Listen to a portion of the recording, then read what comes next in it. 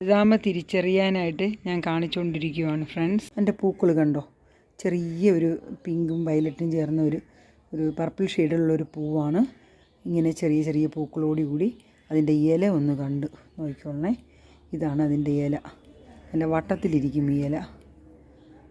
ഇതിനെയൊക്കെ കുറിച്ച് നമ്മൾ കുറച്ച് പഠിച്ച് ചെയ്യേണ്ടതാണ്. ഇതിൻ്റെ കട്ട് കളയാനുണ്ട്. അത് കാരണം ഇത് ഞാൻ കുറച്ച് നേരം ഇതിൻ്റെ കുറച്ച് ടൈം എടുക്കും ഇത് കുക്കിങ്ങിലേക്ക് കൊണ്ടുവരാൻ മുമ്പായിട്ട്. അത് ഞാനൊന്ന് ചെയ്യാൻ നിങ്ങൾക്ക് കാണിച്ചു തരാം. ഞാൻ ആ തഴുതാമ, തമിഴിൽ പറയണത് മൂക്കിരിട്ടൈ കീറൈ എന്നാണ്. അത് ഇങ്ങനെയാണ് ഇവിടെ പറയുന്നത്.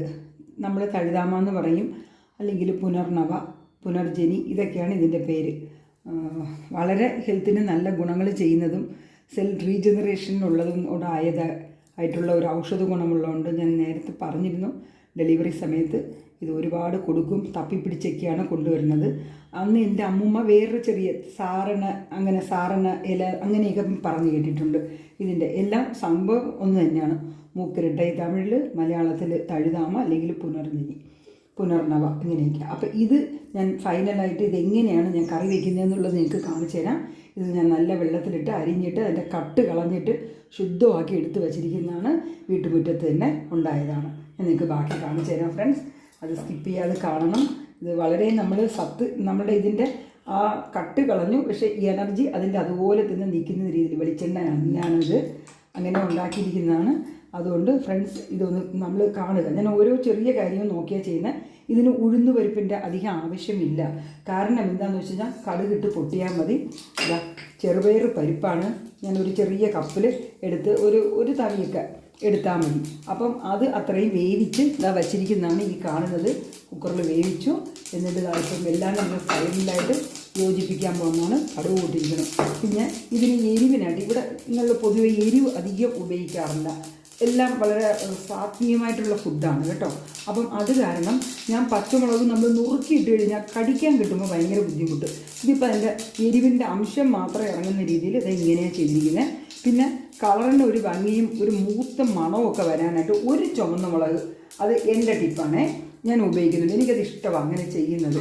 അതാ ചെറുതായിട്ട് ഒന്ന് മുളക് മൂക്കുന്ന ആ ഒരു മണം വന്ന ഉടനെയാണ് നമുക്ക് ആ കറി ഒന്ന് നന്നാവുള്ളൂ. പിന്നെ പച്ചമുളക് 2 സ്പ്ലിറ്റ് ചെയ്ത് വെച്ചിരിക്കുന്നത് നടുകേട്ടിരിക്കുന്നത്. പിന്നെ ഇവിടെ ഈ എല്ലാം തന്നെ ഇവിടെ ഒത്തിരി അങ്ങ് നുറുക്കിയെടുക്കുന്നത് ഇവിടെ ഉള്ള ആൾക്കാർക്ക് ഇഷ്ടമില്ല. എന്താണെന്ന് വെച്ച് കഴിഞ്ഞാൽ അതിൻ്റെ സ്വാദ് കിട്ടിയില്ല, കുരുമുന അരിയണ്ട എന്നുള്ള ഒരു ചിന്താഗതിയാണ്. അത് കാരണം ഞാൻ ചുമന്നുള്ളിലേക്ക് ഒരു 4-5 പീസായിട്ടൊക്കെ മുറിച്ചിട്ടുള്ളൂ. ഒത്തിരി പക്ഷേ എൻ്റെ കയ്യിൽ എപ്പോഴും ഈ വട്ടത്തിൽ മുറിക്കുന്ന ഒരു സ്വഭാവം ഉണ്ട് എനിക്ക്. അതെന്തോ അങ്ങനെ ഒരു ഇത് ആദ്യം വരും. ഞാനങ്ങനെ വട്ടത്തിൽ 2 കഷ്ണം മുറിച്ചിട്ട് പിന്നെ അങ്ങനെ നടുകയെ മുറിക്കും.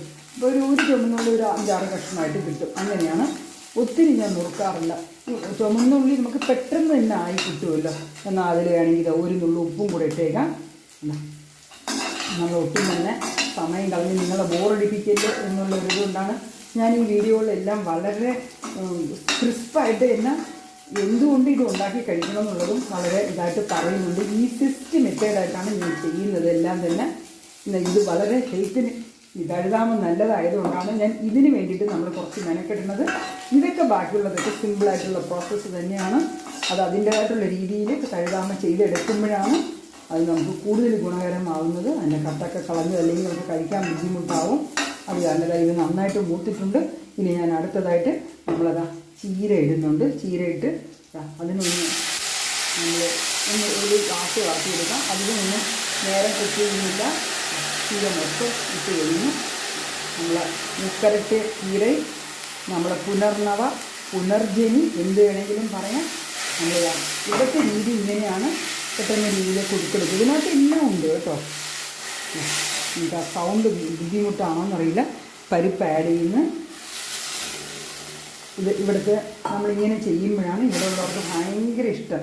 ഈ ചെറുപയർ പരിപ്പിട്ട് ഇങ്ങനെ ചെയ്യുമ്പോൾ അവരതിനെ കീരക്കൂട്ടെന്ന് പറയും. അപ്പം മൂക്കരട്ട് കീരക്കൂട്ട് അങ്ങനെ പറയാം നമുക്ക്. പക്ഷെ നമുക്ക് കേരളത്തിൽ ഇങ്ങനെ ഒരു ഇത് വയ്ക്കുന്നത് കുറവായതുകൊണ്ടാണ്. ഇന്ന് കാണുന്നില്ലേ, അരയ്ക്കുന്നോ ഒന്നുമില്ല. നമ്മൾ പിന്നെ മഞ്ഞൾപ്പൊടി നമ്മൾ കാണാൻ ഭംഗിയായിട്ടിരിക്കണം. എനിക്ക് മഞ്ഞൾപ്പൊടി ഇട്ടില്ലെങ്കിൽ ഇതിലും നമുക്ക് നല്ല ഗുണമാണ്. ഇത് നമ്മളിവിടെ തന്നെ വാങ്ങിച്ച് ഉണക്കി പൊടിച്ചെടുക്കുന്ന മഞ്ഞളാണ്.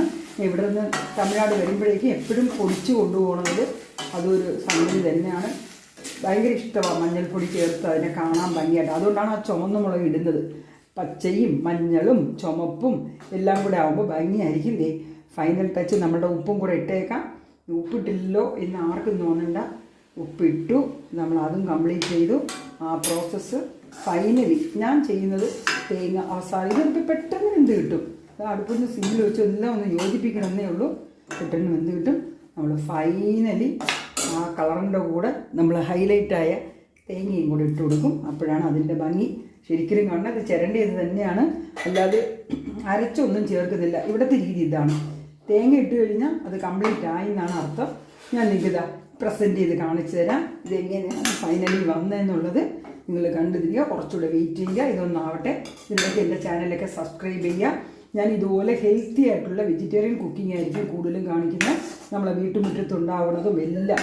ഞാൻ പിന്നെ അരിനെല്ലിക്കയും എല്ലാം തന്നെ ഇടുന്നുണ്ട്. അതുകൊണ്ട് എല്ലാ ഇതും കാണുക. സിമ്പിളായിട്ടുള്ള വെറൈറ്റി കുക്കിംഗ് ആണ്. ഒരു സാധനവും നമ്മളത് വെറുതെ കുറേ അരിനെല്ലിക്ക മരത്തിലുണ്ടായിരുന്ന അല്ലെങ്കിൽ അവിടെ നിന്നും ഇവർ നിന്നും അത് എന്ത് ചെയ്യണം എന്ന് അറിഞ്ഞൂടാതെ അവിടെ കിടന്നുപോയി വെറുതെ ഉപ്പിലിട്ട് മാത്രം കഴിക്കാതെ ഇങ്ങനെ നമ്മളുടെ ഭക്ഷണത്തിന് അതിനെ ഉൾപ്പെടുത്താൻ പറ്റും എന്നുള്ളതിനെയും കൂടെ നമുക്ക് മനസ്സിലാക്കാൻ പറ്റും. ഞാൻ ഒത്തിരി സംസാരിക്കണമെന്ന് വിചാരിക്കേണ്ട, തരണതെല്ലാം ഇൻഫർമേഷൻസാണ്. വെയിറ്റ് ചെയ്യണേ ഫ്രണ്ട്സ്. ഇതൊന്ന് ഫൈനൽ ആയിക്കോട്ടെ. ഞാൻ പാത്രത്തിൽ പകർത്തട്ടെ. ഫ്രണ്ട്സ് എല്ലാം കംപ്ലീറ്റ് ചെയ്ത് എല്ലാം എടുത്തു കഴിഞ്ഞു. നമ്മളുടെ തഴുതാമ നമ്മളിങ്ങനെയും ചെയ്യാം. പരിപ്പിട്ട് ചെയ്തിരിക്കുന്നതാണ്. ഇവിടുത്തെ രീതിയിൽ അധികം നമ്മൾ സത്ത് കളയാതെ എരിവും അധികം ഒന്നും ചേർക്കാതെ തേങ്ങയൊക്കെ ഇട്ട് നല്ല ഭംഗിയായിട്ട് ചെയ്തെടുത്തിട്ടുണ്ട്. ഇത് ഇന്ന് ഹസ്ബൻഡിന് വലിയ ഇഷ്ടം തന്നെയാണ്. നമ്മളിങ്ങനെ ഹെൽത്തി കുക്കിംഗ് ഇഷ്ടപ്പെടാത്തവരാരും ഇല്ലല്ലോ.